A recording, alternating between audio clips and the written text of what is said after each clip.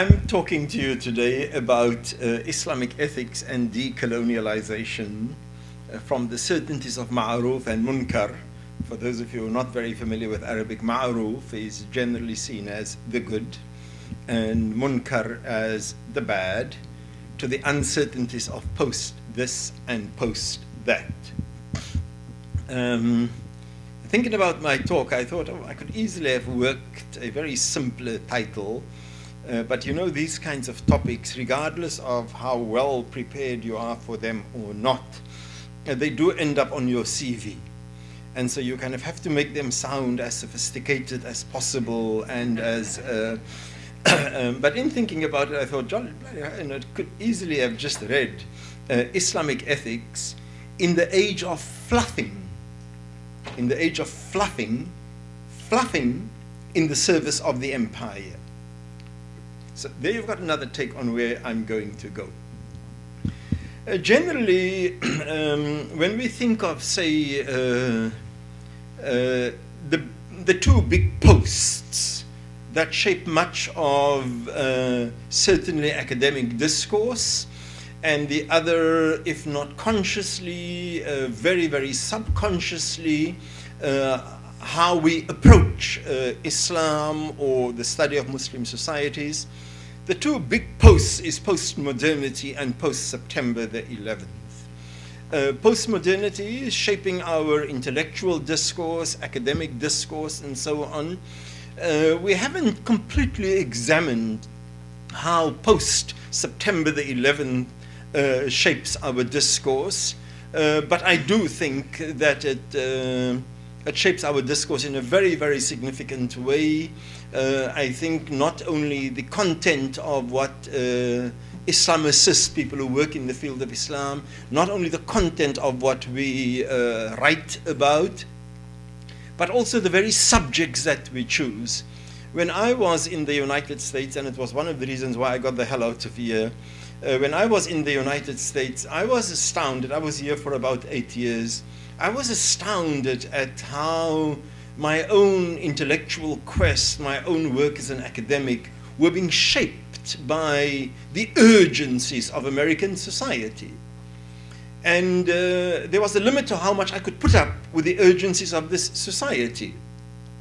I come from South Africa, a continent that has been ravaged by HIV, by AIDS, by impoverization. It's the other word that I use rather than poverty.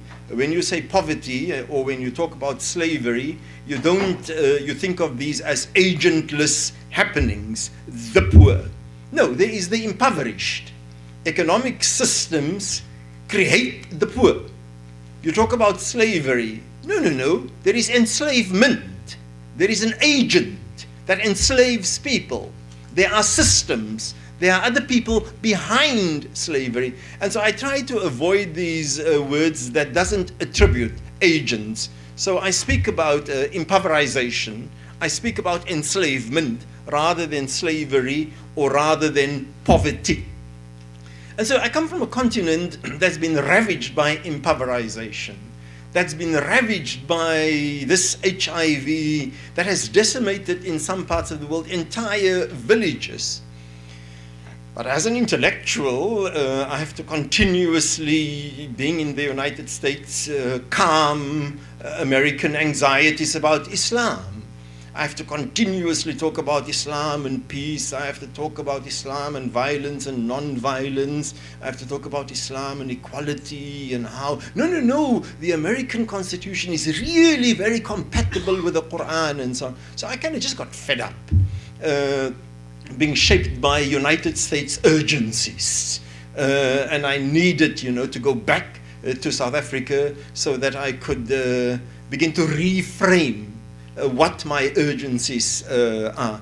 And you do live in a country that when you cough, there is the expectation that the whole world must catch a cold.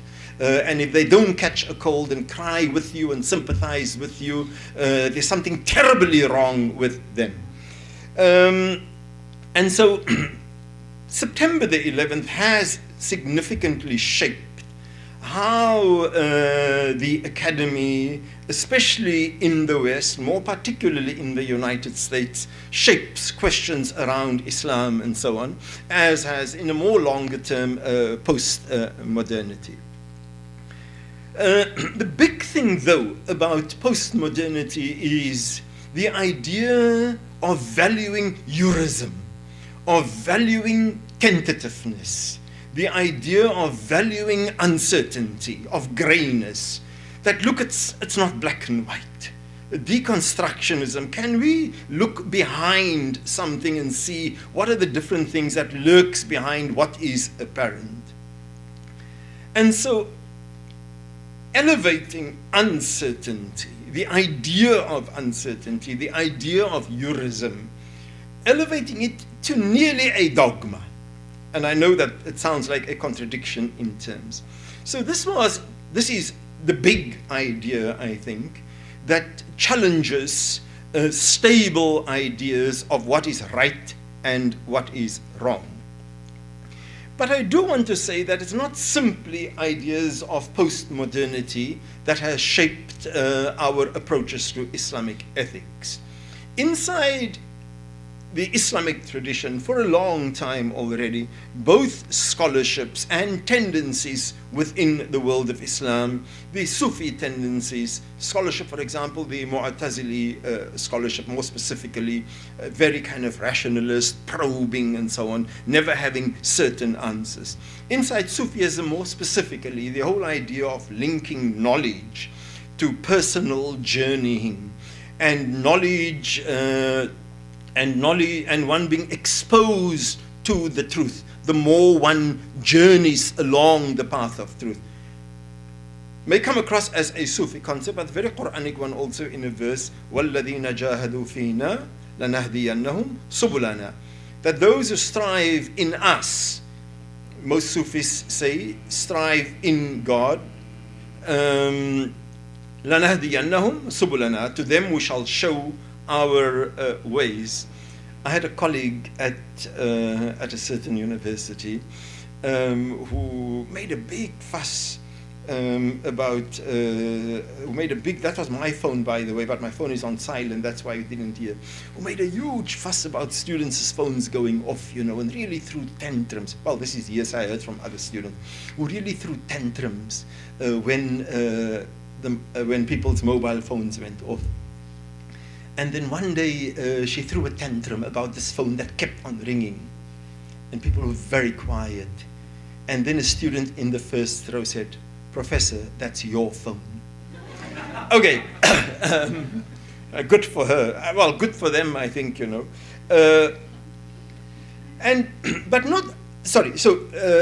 it's not just inside the Sufi tradition where there's tentativeness and journeying and being exposed to knowledge and the absence of ideas of certainty. In traditional legal texts, for example, or in tafsir texts, particularly legal texts, it has been the norm for centuries for Muslim scholars to always, at the end of their fatwas or at the end of the text, say, "Wallahu a'lam," and God knows better.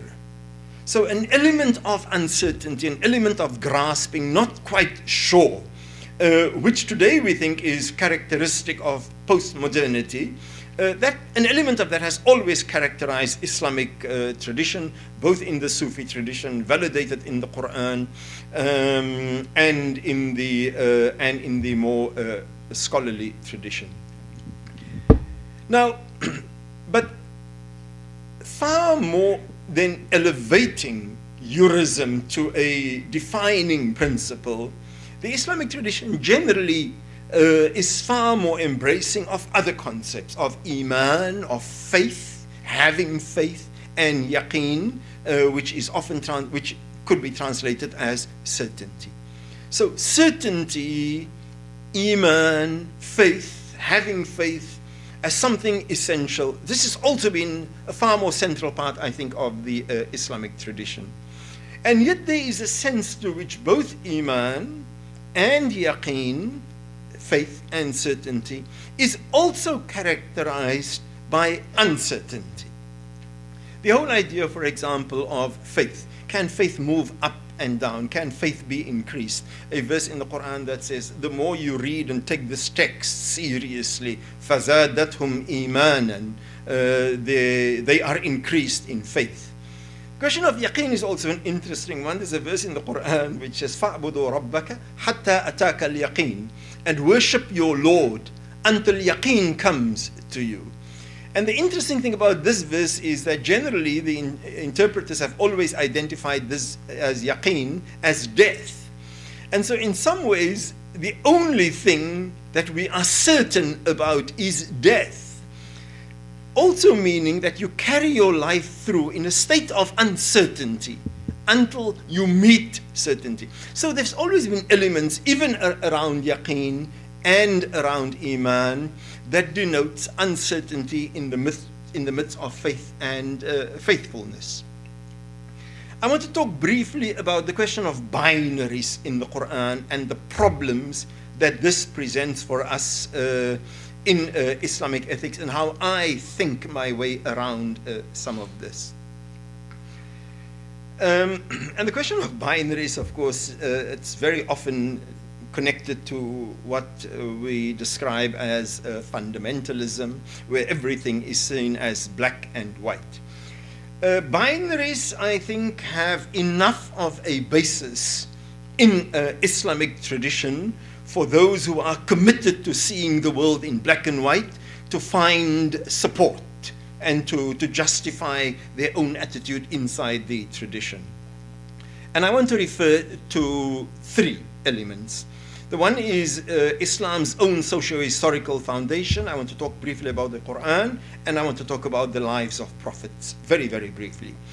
The basic Islamic foundation paradigm is one of وَقُلْ جَاءَ الْحَقَّ وَذَهَقَ الْبَاطِلِ إِنَّ الْبَاطِلَ كَانَ زَهُوقًا, and say the truth has come and falsehood has perished, and falsehood is by its nature perishable. So Islam comes and batil goes. And we talk about Islam and we talk about the pre-Islamic period as jahilliyyah. And jahilliyyah is generally, literally, a period of the unknown, a period of ignorance, and then there's much larger descriptions of what are the major characteristics of jahilliyyah. Once, for example, one of the companions of the Prophet spoke scathingly about another companion who was dark-skinned and who didn't have straight hair. And the Prophet was furious about this, and the Prophet said, "Are you making the claims of jahilliyyah?" And so jahilliyyah is also connected to a narrow tribalism, to a valorization of certain racial types over other types and so on. So jahilliyyah isn't simply just pre-Islam, a whole lot of connotations to all of this. But at the end of the day, Islam represents haqq, jahiliyyah represents batil, and the truth has come and the truth has forced out the falsehood. So there is this very clear binary in the religious imagination of most Muslims. There was wahi that came, revelation that came, and revelation obliterated all the untruths that preceded it. So that's the one thing. The other thing is that in the Qur'an itself, and I'll deal with a number of these terms, I'll try to be as brief as possible, in both in the ethical concepts of the Qur'an, but more particularly for the moment, the question of judgment in the Qur'an. It's very, very clear that God, the God of the Qur'an, is intolerant towards many, many things. Intolerant towards sin, intolerance towards injustice, intolerance towards a whole range of things. Intolerance against exploitation, and there's a very fiery denunciation that characterizes the Qur'an. that often leaves gentle Muslims or liberal Muslims or moderate Muslims feeling quite uncomfortable about this, especially it's particularly reflected in, if you look at the Meccan surahs, for example, and the depictions of hell and people burning in hell and so on. And most of the time, Muslims look at these verses, especially this kind of Muslim that I spoke about now, feel a bit awkward about them, don't quite believe, but we don't think through them. There isn't kind of a serious debate about is hell physical, isn't it physical, and so on. And the best that the more kind of aware Muslim does is you deal with the Muhammad Asad, nice, gentle translations around it and so on, and that leaves you a little bit comfortable. But can we please not speak about Jannah and Jahannam? Jannah possibly, but not about Jahannam. It's kind of just very, very awkward. So the Qur'an is unequivocally very fierce in its denunciation. The Qur'an has a clear, this is right and that is wrong. And the wrong fi nari jahannam khalidina fiha abada, that they will be in Jahannam khalidina, and in a state of khulud permanently, and to kind of I don't mean to be and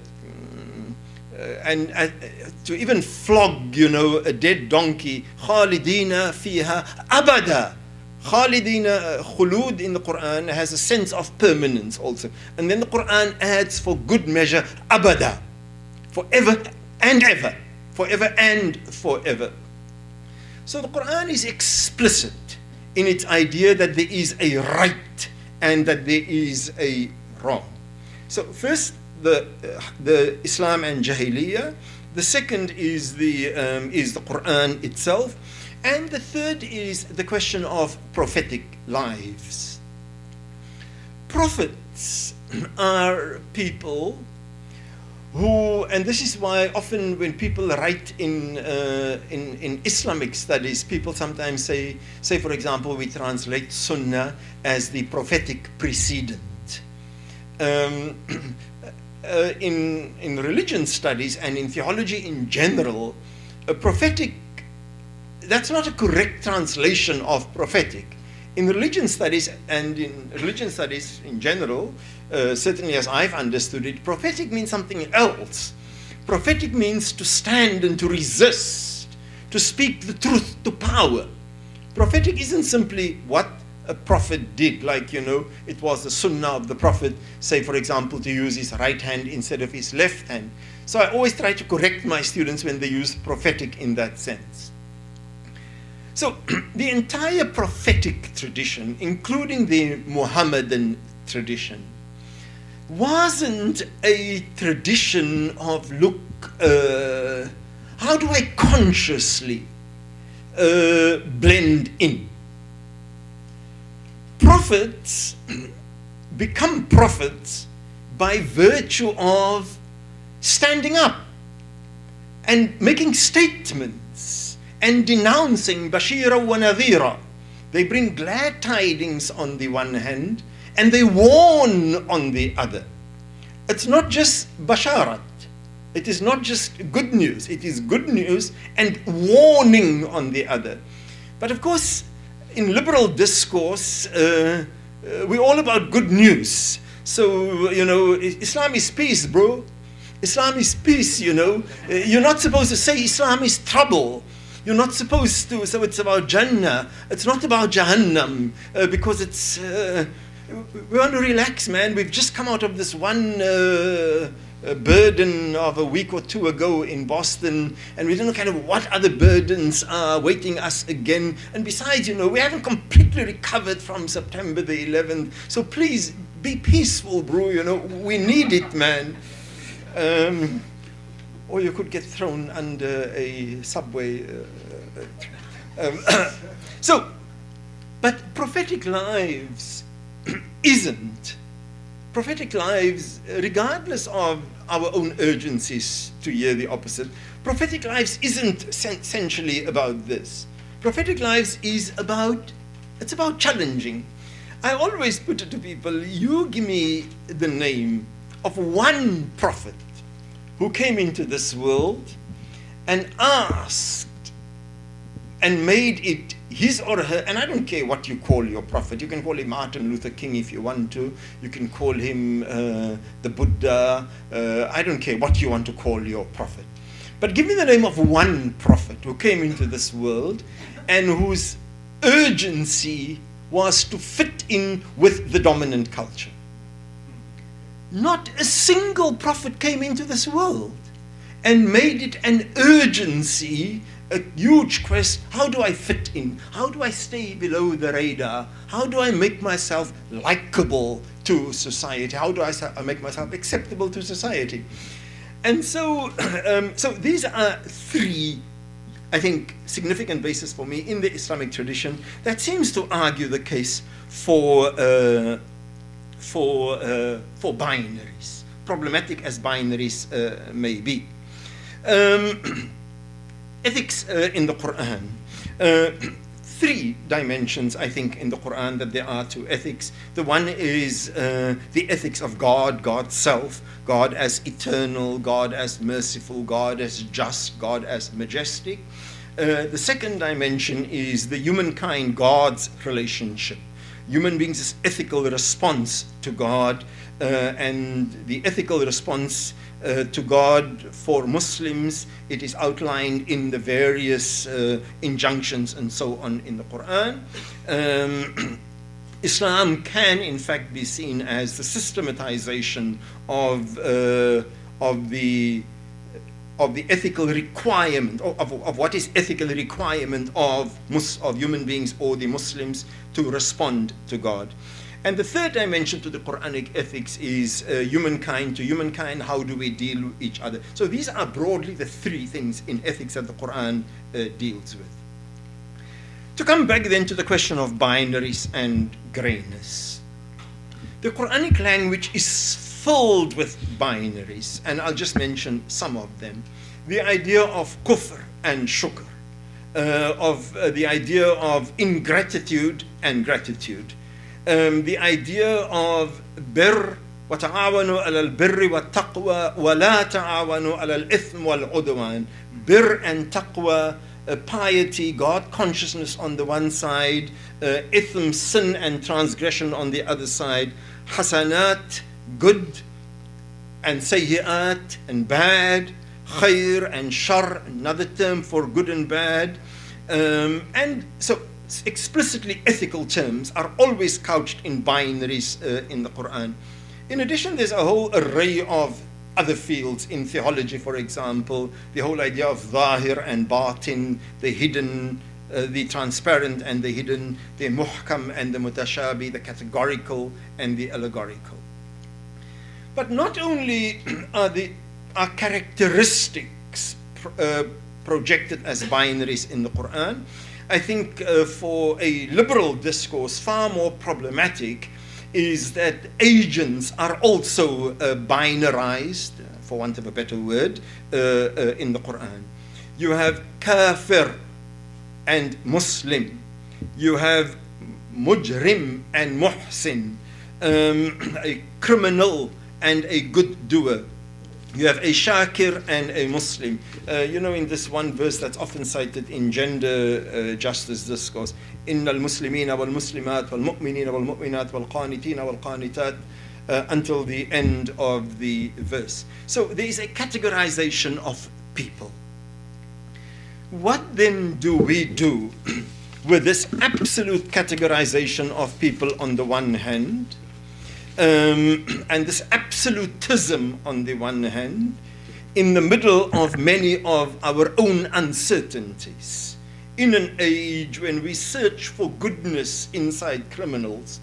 The Catholic Archbishop of Durban, Cardinal Wilfred Napier, recently really got his, well, this is an appropriate English expression, I don't know its literal complications, his knickers in a knot.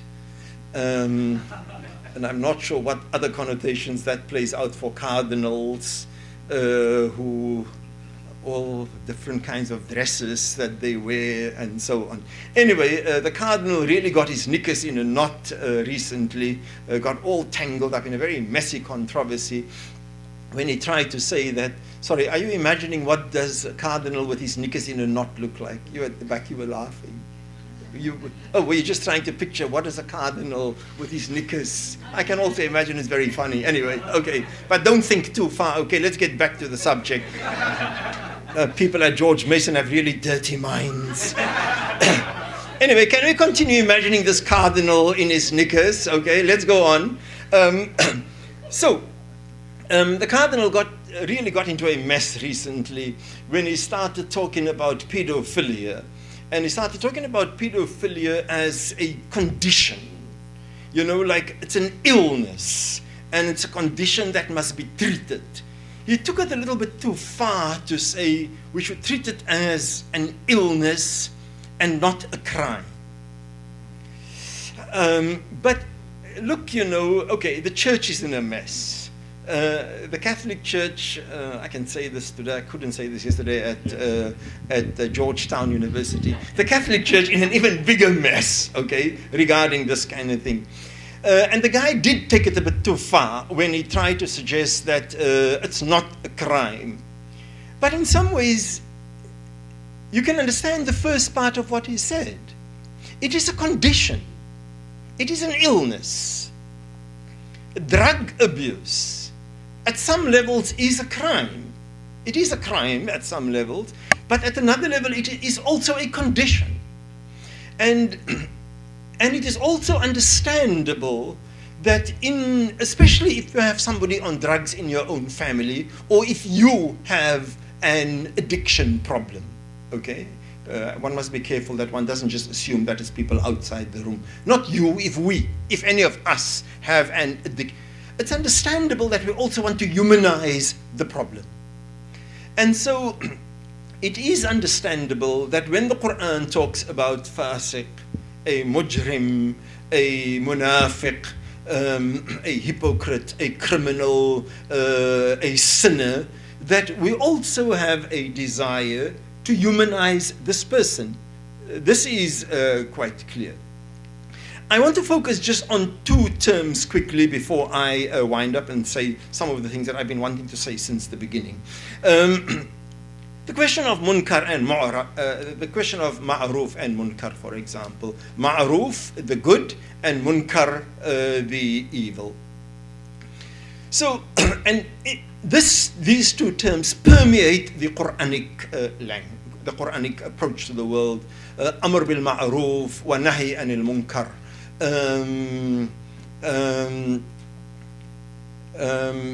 Well, there are numerous other verses of the Quran that speaks about enjoining the ma'ruf and forbidding the munkar and forbidding the evil.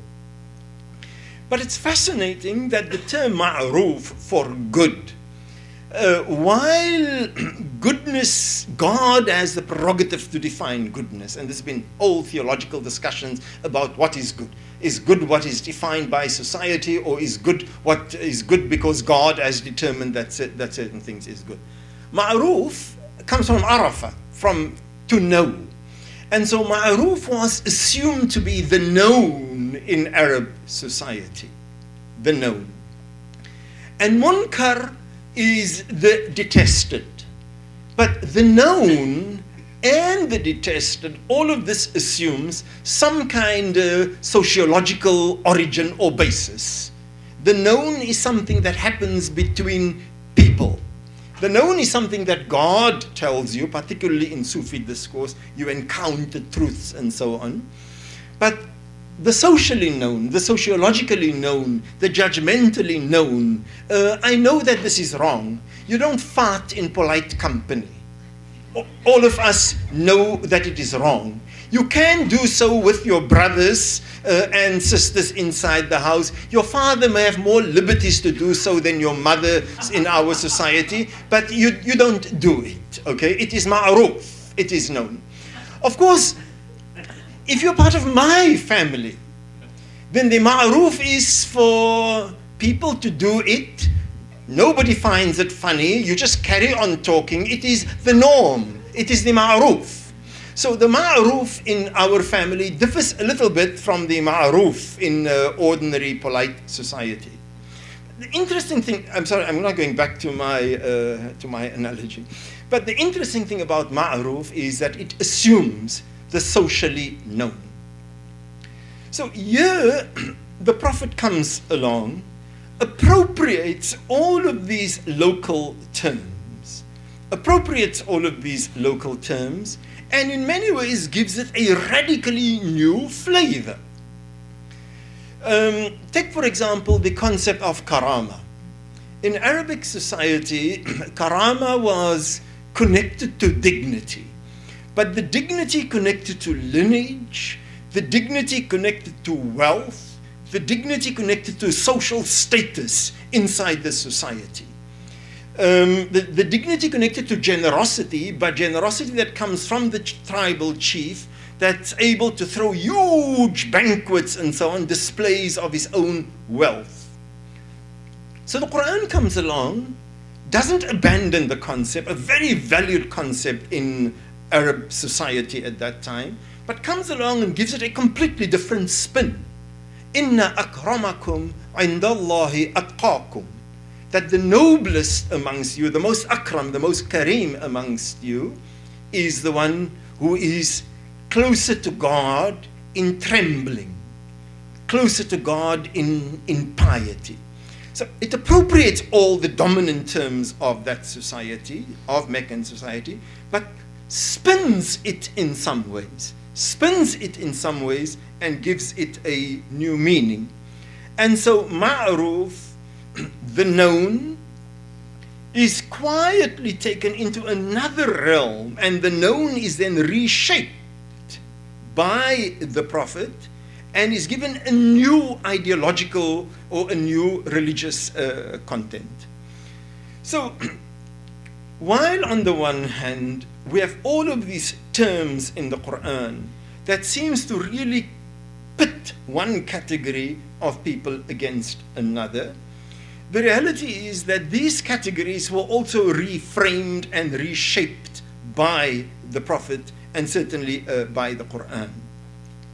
Now, for me, the question then isn't simply one of how do we rethink these moral and ethical categories in the Qur'an.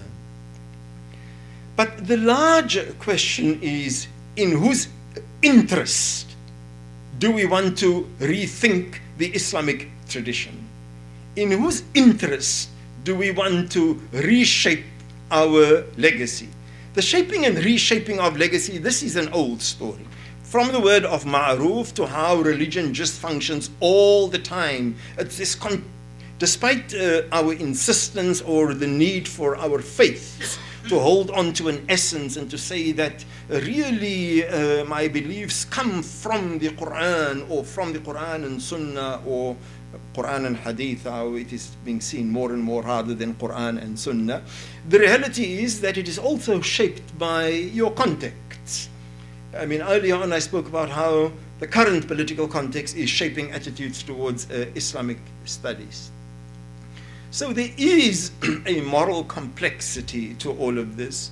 All these terms can also be renegotiated, but the fundamental thing is, from which context do you want to do this? I would suggest a point that I made earlier on when I said that all prophets came into this world and challenged dominant powers. Muslims, like other believers, continuously need to ask, not simply is this the ethical thing, is that the ethical thing, or in this, where say pluralism or heurism, trial and error is just valued for its own sake.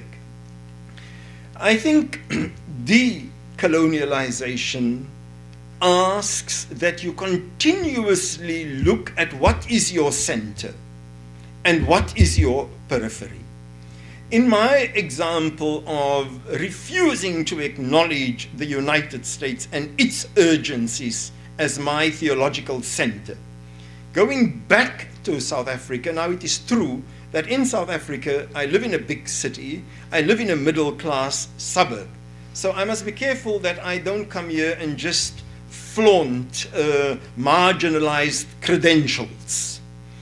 But the location of the thinker, more critically, the location of the social rethinker is crucial.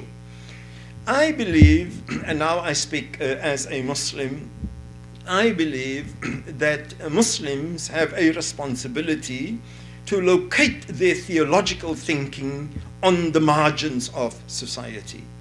I take the Quranic verse seriously where the Quran says, وَنُرِيدُ أَن نَمُنَّ عَلَى الَّذِينَ اسْتُضْعِفُوا فِي الْأَرْضِ وَنَجْعَلَهُمُ الْأَئِمَّةَ وَنَجْعَلَهُمُ الْوَارِثِينَ وَنُمَكِّنَ لَهُمْ فِي الْأَرْضِ وَنُرِيَ فِرْعَوْنَ وَهَامَانَ وَجُنُودَهُمَا مِنْهُمْ مَا كَانُوا يَحْذَرُونَ.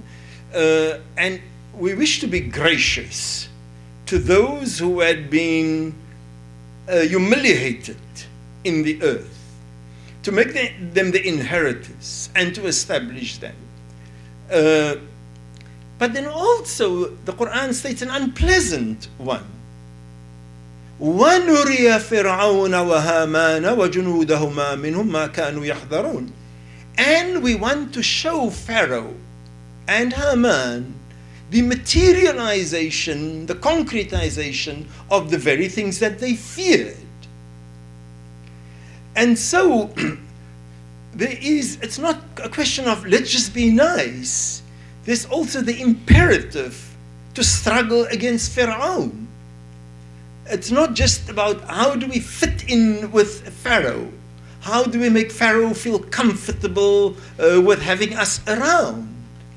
There is, when David throws his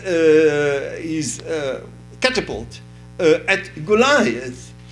Now, of course, a problem is when we get frozen into a Davidness, when you get frozen into a certain kind of victimhood and say, I am David, I am the victim. And I leave you with this last thought. I often use the analogy in South Africa of a trade unionist during the day, a black trade unionist during the day, waging his struggle against probably his white boss, and exploited and. During the day, I am with that trade unionist. I am with that worker fighting for his rights. But that same guy comes home at night and abuses his wife, internalizes all the assaults on his sense of being a male, his masculinity, his dignity as a human being, internalizes all of that, gets home at night, vents it on his wife. At night, this guy can't appeal to me. I'm black. Be with me. I'm a worker. I'm exploited. I'm sorry, buddy. You are a spousal abuser at night. And this, I think, is the dilemma of Muslims. That how during the day, on your factory floor, how do you resist your Pharaoh on the floor? How do you not say, oh gosh, if only I can get to the stage where I'm also a boss. If only I can get to the stage where I'm in control of other people. And this, I'll be honest with you, I'll be upfront with you, this is the larger American Muslim kind of discourse that I see. American Muslims have come from where they are, so they've made it to the United States, and now the urgencies are, how do we make it in the United States? And this is part of the, gosh, if only we can be as powerful as the Jews. If only we can be as influential as the Jews. There's this very, for non-Muslims, closeted, for Muslims not so closeted, deep resentment at the role of Jews in society, but at the same time a deep yearning It's a bit of a caricaturing about how powerful they are, blah, blah, blah. So it's, gosh, they're terrible, the Jewish control of the media, and gosh, if only we could have the same kind of influence and power that they have. It's this kind of thing. So this, on the one hand, how to, during the day, abandon your yearnings to become as powerful as your boss. If only I can be the boss, and continue to be a worker that I want. No, it's justice, it's about my dignity, it's about unequal employment relations, it's about exploitation, and I'm not putting up with this.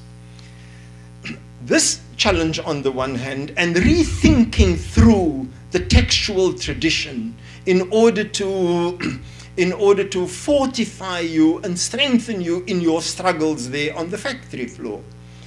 But at the same time, oh gosh, oh no, come for me. Oh, he could see where my talk was leading to. Wait, buddy, give me another second to get out of this mess. But at the same time, understand that same man who is engaged in this during the day, the same man has another role at night. That same Muslim male worker in relation to Muslim female. That same Muslim male worker in relation to internal minorities inside the Muslim community, in relation to our own heretics that we have inside our own communities, however we define our mainstream and our margins. And so I think this is the challenge for us, to acknowledge the different identities that we have at different stages of our location. But most important for me is the acknowledgement of social location in our task of rethinking the ethical terms of the Qur'an, and then be upfront that, look, you really just want to use your Islam as a weapon to become the new Pharaoh. Then I know where I stand with you, instead of just valuing the task of rethinking Islam for its own sake. Thank you very much.